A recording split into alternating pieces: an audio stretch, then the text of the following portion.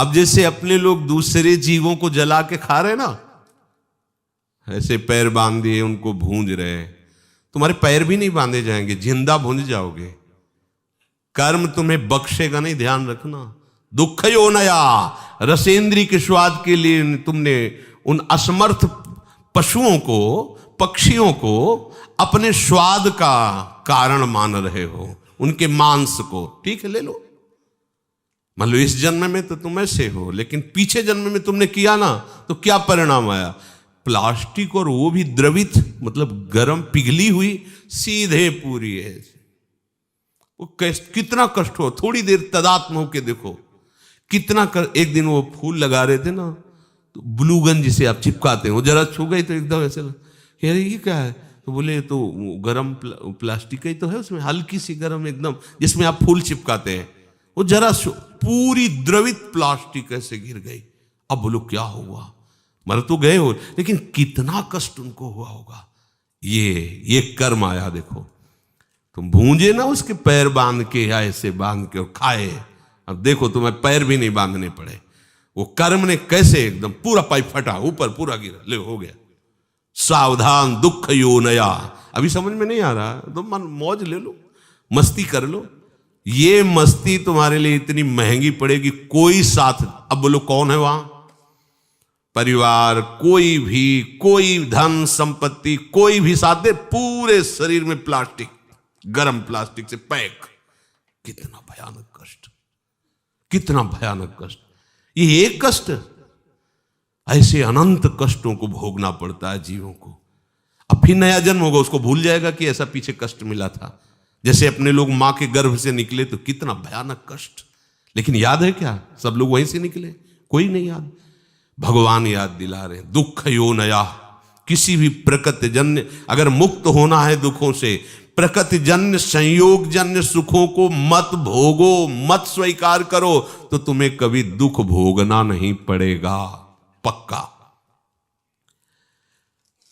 जब आप किसी वस्तु के भोगने की भावना करते हैं तो उसका अभाव प्रतीत होता है।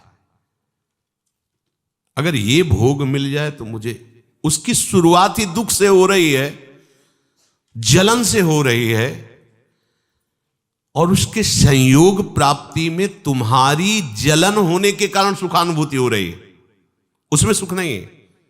तुमने कामना किया है, तुम उसके लिए व्याकुल हुए हो, संकल्प बनाया, इसलिए तुम्हें सुखानुभूति हो रही है, नहीं उसमें सुख। ध्यान रखना, वो भास ऐसा ही रहा है जैसे स्वप्न में। स्वप्न में लग रहा है बहुत अच्छा अच्छा खा रहे, पर पेट भरा क्या? कुछ नहीं। स्वप्न में भी तो सारी क्रियाएं होती, क्या होता है? कुछ होता है क्या?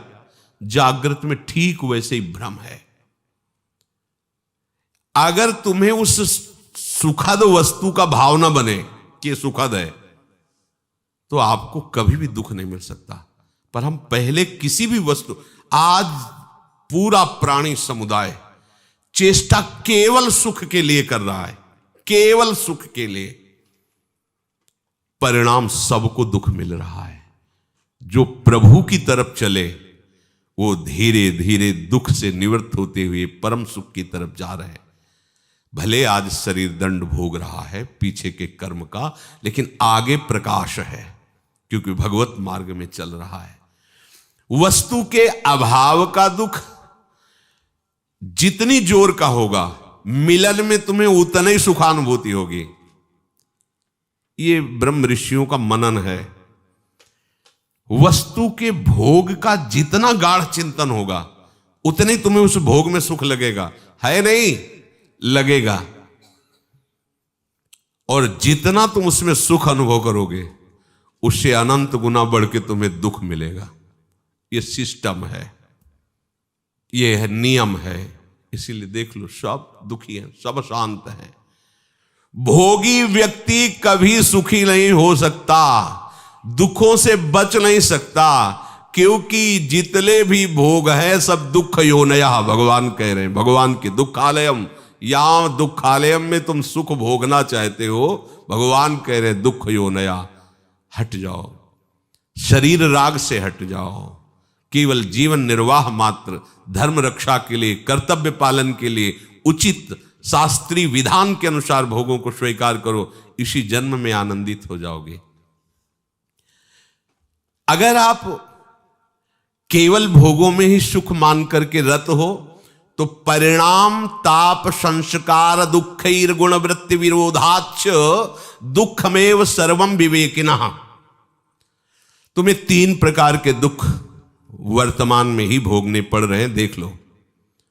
परिणाम दुख, पीछे जो कर्म किए उनका परिणाम भोग रहे हो। परिणाम दुख और ताप दुख और संस्कार दुख, ये 3 सुख भोगने वाले को भोगना ही पड़ता है। देखो, सुख भोगने वाले के लिए लिखा है, जो संसार में सुख भोगने की वृत्ति लिए हुए उनको ये अपने आप 3 दुख भोगने पड़ते हैं। परिणाम दुख, ताप दुख और संस्कार दुख। संपूर्ण विषय भोग आरंभ में सुख रूप सबको प्रतीत होते हैं। कोई भी कर्म जब हमारा बनता है तो उसमें हमारा लक्ष्य होता है सुख। कोई न कोई ऐसा कर्म बना जो सुख के लिए हमने पाप कर्म किया, सुख भोगने की भावना से पाप कर्म बना, और वही कर्म आकर के दंड देता है। ध्यान रखना, चाहे कोई हो, कोई भी हो, कितना भी बड़ा महापुरुष हो, इस शरीर रचने के समय उसके उस कर्म संस्कार को रचा गया है। इतनी अवस्था में तुम्हारे ये रोग होगा, इतने ये प्रारब्ध भोग है, ये आएगा, अपना रूप विस्तार करेगा। लेकिन ये भजन का, ये भगवत शरणागति का प्रताप, वो बस कवच बन करके उसकी रक्षा करता है, ना उसे भय होने देता है, ना शोक होने देता है। अब ये शरीर छूटा, पीछे सब गोदाम में आग लग गई, अब उसमें एक भी कर्म ऐसा नहीं जो जग सके या नवीन हमें बंधन दे सके। खत्म। आगे जो कर्म हो रहे हैं भगवद अर्पित हैं, वो खत्म।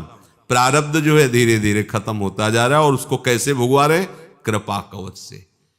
सत्य कहते हैं, अगर प्रियाजू की शरण में ना होते तो रोज हम ऐसे जलते जैसे कि तवा में रोटी सेकी जाती है, ऐसे जलते और मनाते कि ये शरीर छूट जाए तो अच्छा है। मनाते, कहाँ इतनी अर्थव्यवस्था, कहाँ ऐसी सेवा, कहाँ ऐसा हृदय की विश्राम स्थली, कहाँ हृदय को लगाते, किस पर लगाते? जिस पर लगाया था वही धोखा दे रहा था। क्या होता थोड़ी देर भी तो बिल्कुल एकदम जैसे जल में कमल का फूल रहे, ऐसे प्रियाजू रख रहे। संपूर्ण विषय भोग आरंभ में सबको सुख रूप प्रतीत होते हैं, और वही कर्म, वही विषय भोग परिणाम में महान दुख प्रदान करता है। एक सत्य घटना, ब्याह हुआ, पत्नी आई, तो जैसे परस्पर स्त्री पुरुष आसक्त हो जाते, ऐसे पति आसक्त हो गया।